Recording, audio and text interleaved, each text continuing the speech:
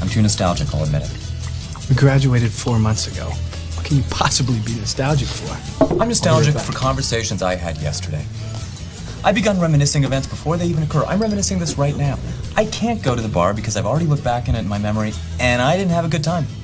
Welcome back to the Thinking Critical Comic Book Podcast. It's time for another comic book retrospective. The gang is back. We've got Eric Breen, longtime comic book reader, the voice of the voiceless, the man so cool they call him the Brain. How you doing, Eric? I'm doing well. Well, that's fantastic. We've also got award-winning comic book editor and writer Joe Corallo. How are you doing, good sir? I'm all right, Wes. How are you? I'm doing fantastic. I love the Teen Titans, specifically the Tales of the Nww Teen Titans. We're getting close to that era with Nww Teen Titans 23 through 25 in annual number 1. Marv, Wolfman, and George Perez, generally considered the best creative duo ever on the Teen Titans characters. They took the team to new heights. This is a little bit off the beaten path. There are some other stories that we could have went that were more chalk stuff people know, but this is some great stuff. They're going to go out into space. We had a nice cosmic adventure. Whenever you have stuff like this, Joe, I want to see really cool aliens, really stupid names. I want to see twists, turns. I want to see people get stabbed in the back. You get all of that and much, much more in here. This thing is actually pretty brutal. Oh, yeah. No, this is, there is little holding back, decent sized body count here. It's a good time. Absolutely. Now, Eric, you would have been a few years into your comic reading expedition here. Were you on the Nww Teen Titans at this time? Yeah, I wasn't reading DC when it was launched. I think I came on at about issue 17. Perfect. And I'd gone back and read some of the other stuff because I realized that, wow, I was really missing the boat on this. And by the time this story came along, they'd already launched the Omega Men. I think it just started or was about to start, but I was familiar with those characters. And yeah, so this story, has had a lot of elements that I really liked. So, Breen, how does this compare to all the other stuff that's going on at DC or Marvel? Why does this stand out as something, of the age that is just specifically, kind of the best quality? Well, at the time, X-Men was starting to dominate the landscape, and then when DC launched Teen Titans in 1980 as kind of a competitor to that, I don't know that they were expecting to reach the heights that they did, but there was a time and right around this time where they were actually contending with the X-Men for the best team book on the stands. So this was a really good time for team books in general, but with the Fantastic Four, the Avengers, Legion of Superheroes, I'd like to say Justice League, but it really didn't measure up to the rest of them at the time. Yeah. But this was, to me, every bit as good as the X-Men. And but if you look at the creative team, Wolfman, Perez take a backseat to no one, including Claremont and Burns. So, Absolutely, Joe. You could almost say this is like a golden age of team books with so many great things happening. What's going on in this time period of September 1982 to November 1982 when we get this fantastic story? Well, in addition to this story, at the same time this is running, the Great Darkness saga is going on in the Legion of Superheroes. So you have that going on. We're in the middle of Jerry Conway's run on Batman. We've got some stuff going on with Rupert Thorne and Deadshot. Gene Colan has moved on to the book. You got Jerry's also doing Justice League. I think people who weren't sort of in it or immersed in it don't realize how prolific and just how many books Jerry Conway was writing, high profile books. It would be hard to find someone today who's writing Justice League, Batman, and Detective Comics all at the same time. And he's also tackling other books while that's going on too. So So all that is going on over at DC and more. This is during Marv Wolfman's run on Action Comics. We talked about the new Brainiac, which happens after this, but this is going on during a little before that, where Superman gets split by Satanas. So that stuff's going on. It's a lot of Joe Staten art at the time, and then a little into it, you get the Gil Kane stuff. He's doing the covers, though. But so you have all that kind of stuff going on at DC. Over at Marvel, you got, Bill Mantlo on Hulk. You got Denny on Iron Man. You got the Roger Stern, JR run on Spider-Man. What was it? Cockrum just came back onto X-Men. This is when they're dealing with the Brood and Deathbird. So that stuff's going on over there. You've got McElhenney on Avengers. It's not a bad time to be a comic book reader. Really not. No, we're still close to a year before Walt does Thor, but I think other than that, it's all like that, like A-list roster stuff of books at the time. Absolutely. This is a lot of fun if you like comic adventures. This new Teen Titans story is going to be right down your alley. Yeah. Like I mentioned before, there's all kinds of spaceships. You got new worlds. We got all kinds of alien races and whatnot. Lots of fun. We've got some reveals of new characters, so, presumed deaths and all that stuff going on. And as we've mentioned, this is Marv Wolfman and George Perez, one of the great creative duos in the history of comic books. We'll start out with New Teen Titans number 23, aptly called Kidnapped. And we kind of start out here, Eric, where apparently they've just completed a battle with Brother Blood and his cult. So the military is kind of in there investigating what's going on. And as that is happening, Starfire has been affected by a Gordanian mental probe, and she starts going wild and destroying everything. And she ends up getting taken captive by Gordanian slavers that are led by her sister, Princess Commander. And then we do see the Titans fight, but they fail to stop the kidnapping. This is very exciting stuff, especially when she gets stuck in like the head clamp thing. That was wild. Yeah, the story before that, Brother Blood had manipulated everybody from the media to the army tour. He painted the Titans as the villains, and they were seen killing someone on camera. So they were behind the eight ball coming in. Then when the ray hits Coriander and she goes crazy, it's like he couldn't have planned it better himself. So that makes the Titans look even worse in the eyes of the public, including crusading reporter Bethany Snow, who was on Brother Blood's payroll and a member of his church. So it's not looking good there for the team here. Absolutely, Joe. And this is pretty exciting stuff. She's destroying, so it's almost like Hulk, but with cosmic powers. Yeah, no, all this is going on, and I forgot to mention real quick before that, Frank Miller's on Daredevil at the time. And the same month that this issue 23 launched, the limited series following Wolverine by Chris Claremont and Frank Miller also launches. That's dope. We should probably do that one. Yeah, it's pretty good. Absolutely.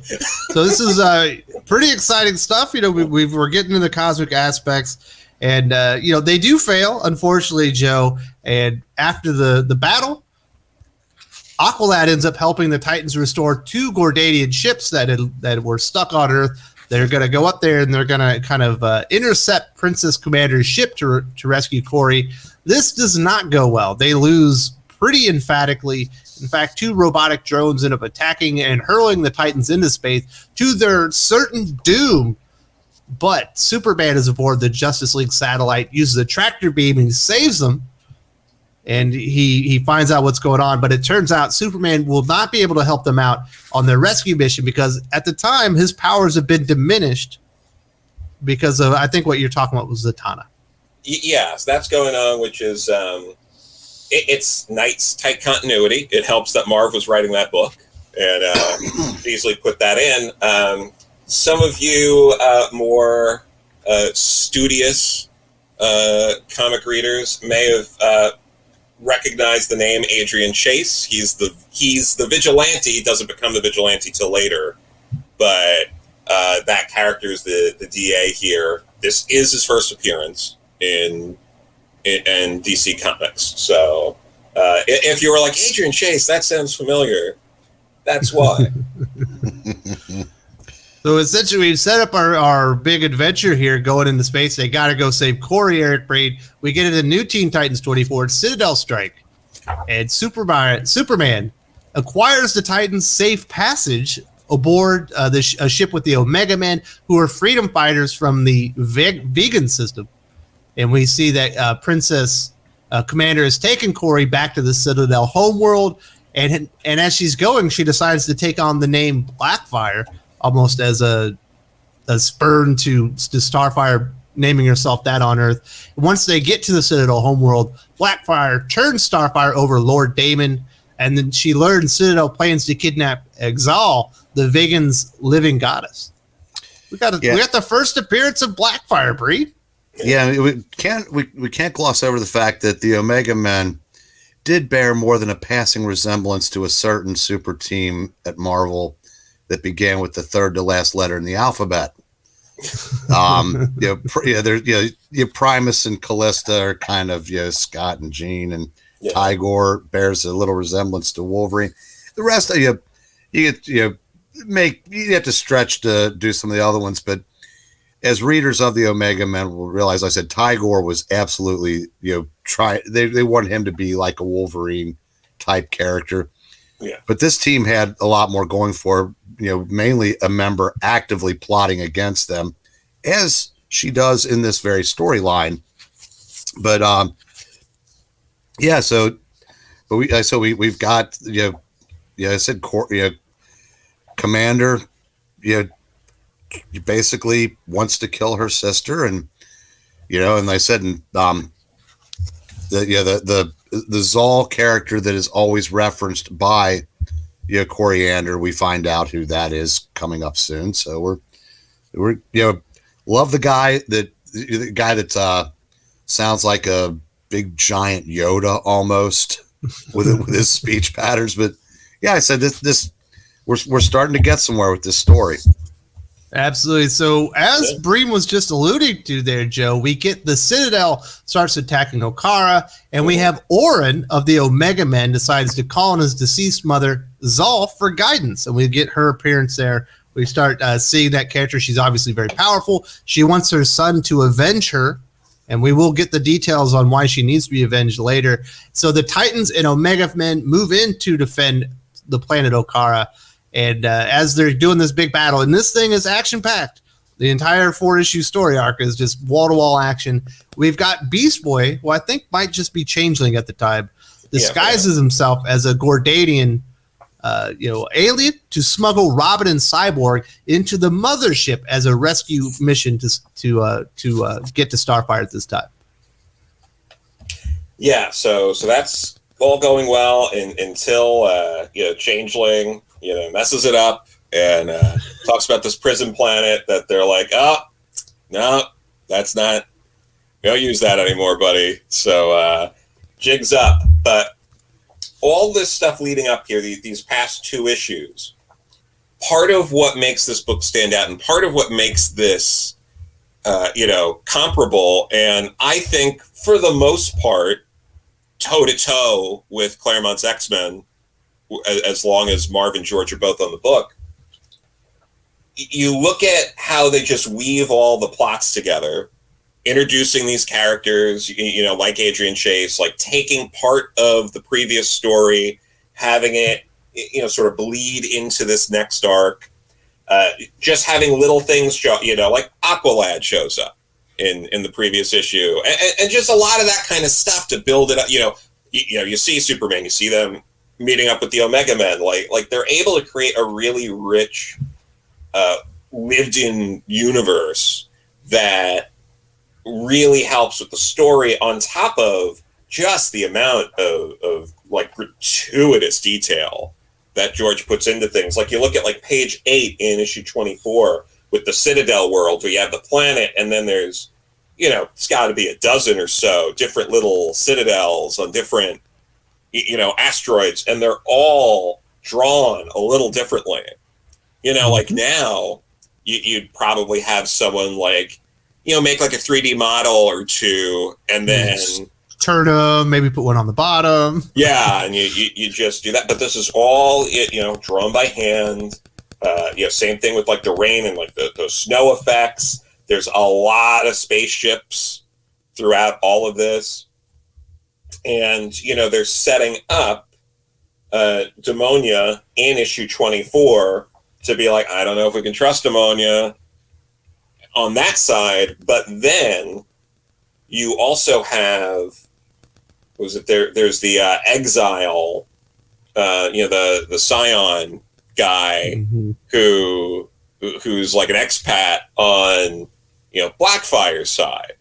So you're waiting for who's going to betray who first and all of that. Like, it really makes for a very intriguing story. Absolutely. We are moving into an action-packed story of betrayal here, Joe, because we get into New Teen Titans 25 called War. And Eric, we got Beast Boy, Robin, and Cyborg, as Joe alluded to there. They start infiltrating the ship. It goes south rather quickly because Beast Boy just couldn't keep the story up.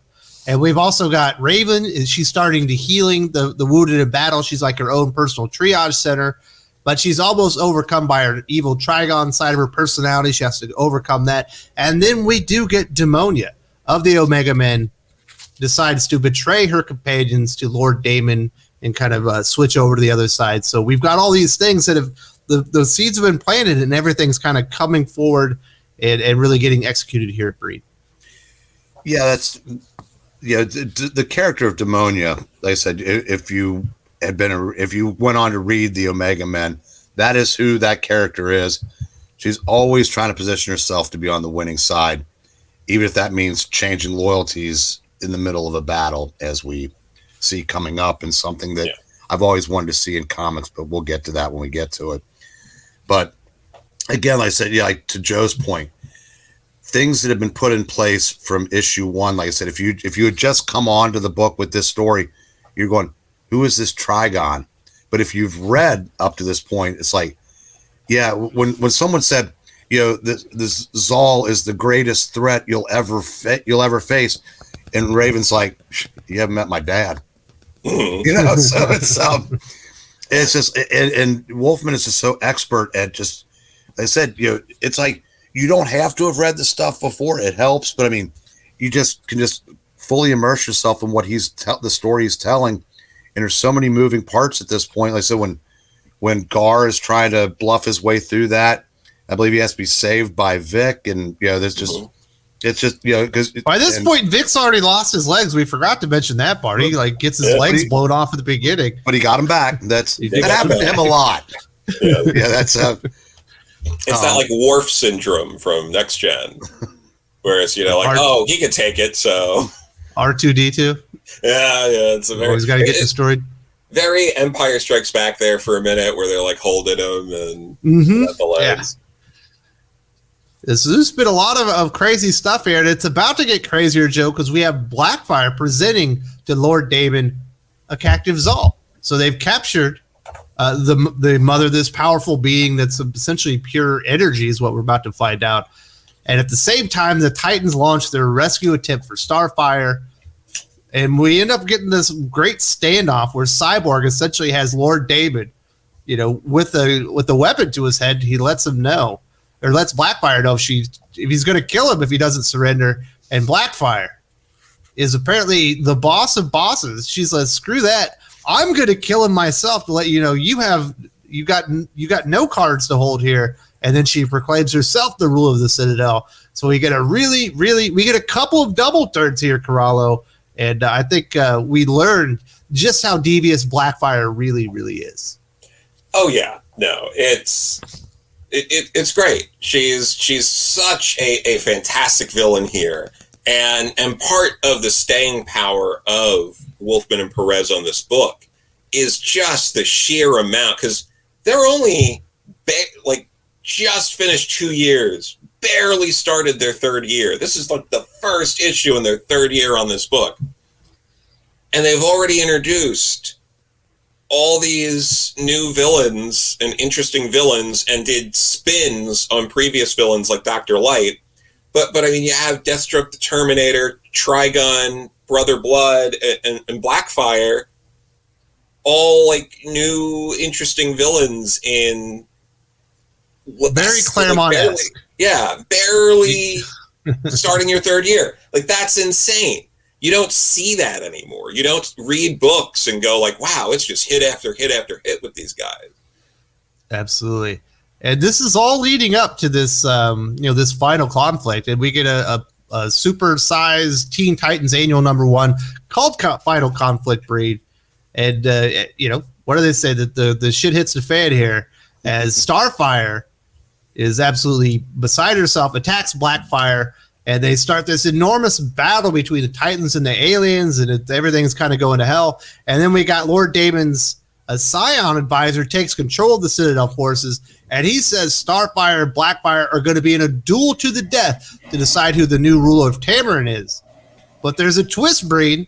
He's already planning to double-cross whoever the winner is. Look, Scion,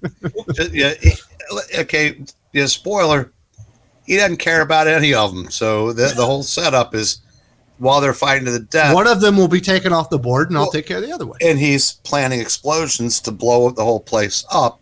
Mm-hmm. So, and he'll be done with all of it because no one wants to work for Blackfire because she's a bitch.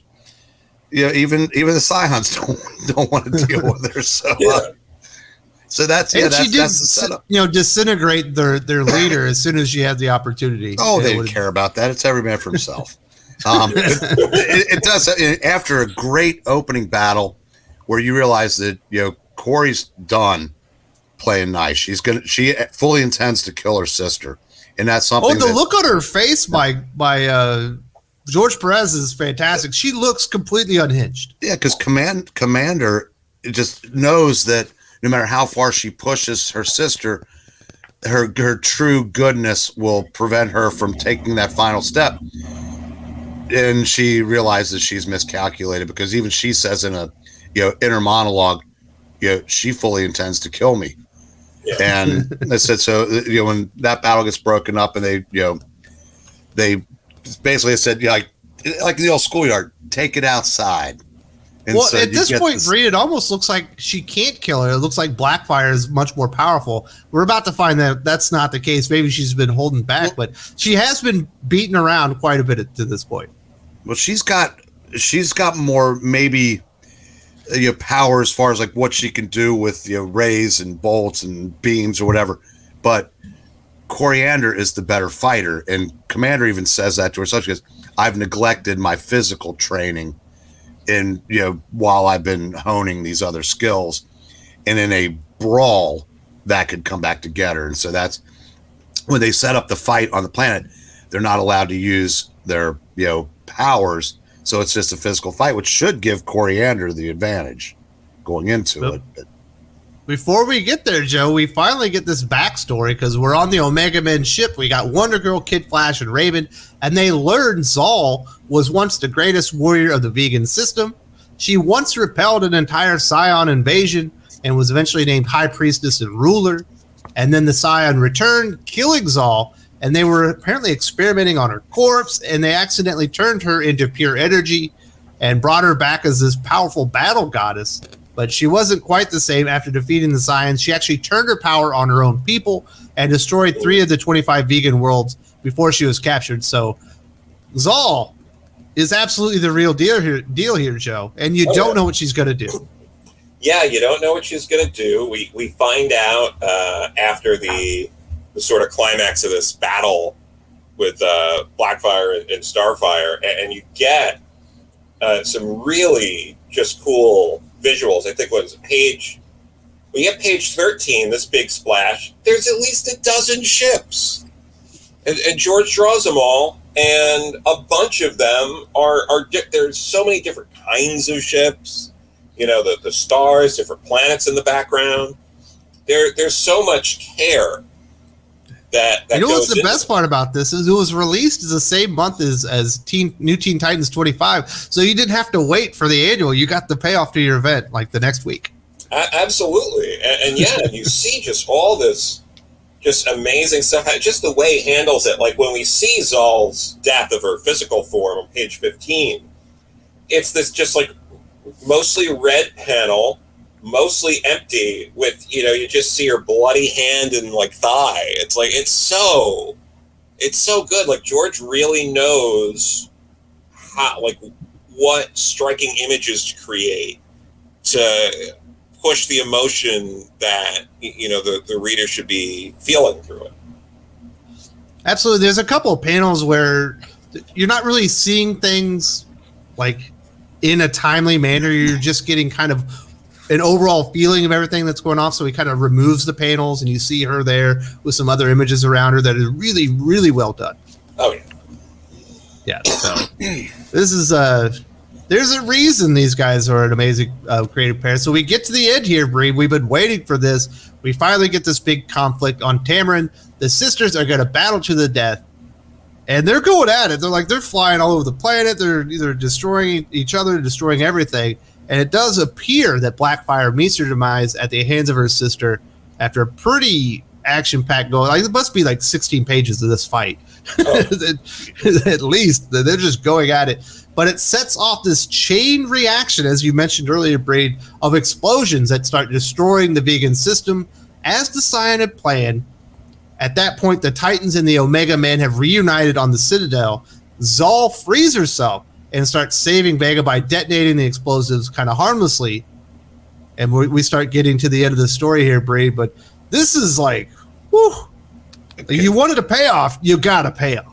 Okay, but before we get to that, the part I was talking about earlier is something I'd always wanted to see done in a comic book. When Demonia is off by herself doing what all great supervillains do, exposition dumping, but instead of internally, she's doing it externally. And as she goes off with Changeling says, although, I'd feel a little better about this if you didn't talk to yourself so much. He goes, Demonia comes out on top. Just one time I waited for somebody to hear the supervillain monologuing and bring attention to it. And I finally got it in this story. Yeah. You're creeping me out. And then so we do get the end of the battle, and I said, Zol, and there was something in the story that I can't remember exactly how it played out, that Zol was only controllable on one of the worlds, so they had to make sure that she didn't escape that one. Yeah. But I can't remember what how that tied into the story. But I did want to mention that how powerful this character is, because if she'd gotten off of a certain world, that it was curtains for everybody. But they and the sisters. The battle finally does end, and it's one of those where only one comes out, and then we get the happy ending. Yes, Raven ends up healing Starfire from her injuries, and she's reunited with her parents and her brother. A very nice ending to the story before she decides to head back to Earth with the Titans. So doesn't she was healed up. She got to see her parents again. Yeah, because she still wasn't allowed to stay because of politics that were gone into in previous stories, that she still can't come home maybe someday. So then the Titans say, you have a family here too. So that was bittersweet, but. And then throughout this, in addition to some of the other plot threads going through, they hint and do a little more than hinting about how Wally is really into Raven and how they're handling that, and Dick's relationship with Corey, and people prying into that, and we continue building up the friendship between Vic and Gar. It's all just handled it's all handled really well. It's built on other experiences. You see these characters are growing based on their previous adventures and interactions. And it should be mentioned for anybody watching this that is not familiar with this run, who may have come on to Teen Titans later, and say like post New 52 or more recent, Gar, Raven, and Coriander are all three much younger in 2021 comics than they were in this.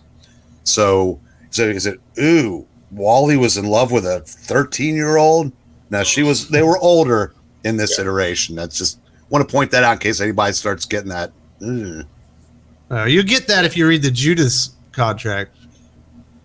With Tara. Yes, Tara. But that's supposed to be gross. That's part of the story, yes. It's because it's a villain doing villainous things.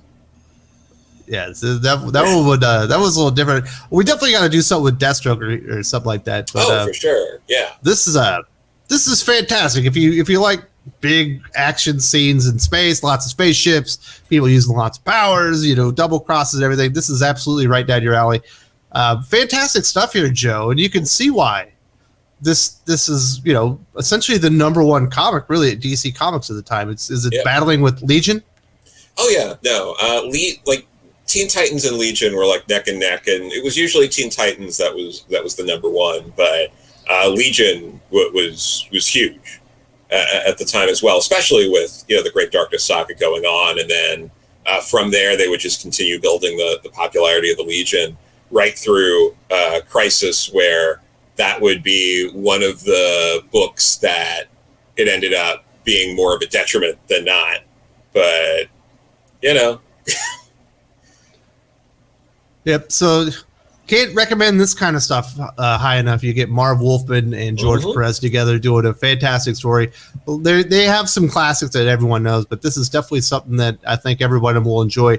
Bree, do you have any final words to talk about this story? We got the introduction really of Blackfire. She takes on the mantle. We see how evil she is. We got intergalactic politics and double crossing going on here.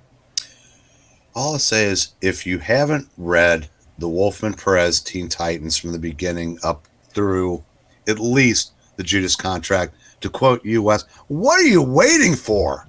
Oh yeah, this is why you read comics. This is exactly. You got, and the old cliche. If this were done today, these 4 issues would fill an omnibus, and it still wouldn't be as good as what we got in 3 issues in an annual, because in these days, comics were story first, and you got as much story as you could pack into 1 issue, because there was no such thing as thinking about writing for the trades or will this get picked up by Netflix that was still years away from existing. So this is just comics at its finest.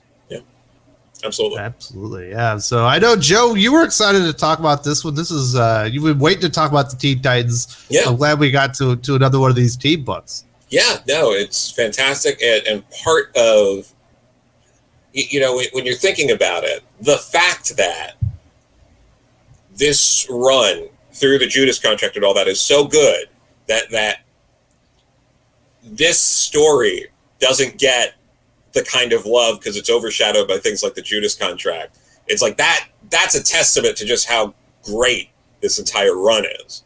You're right. It's very Claremont-esque, because you sit there like, well, if you go and start reading that, and you got your Dark Phoenix, you got your Days of Future Past, and when you start seeing the stuff that's sandwiched in between, you're like, I mean, I get it, but man, this stuff's really great too. There's no down points here. Absolutely. Yeah.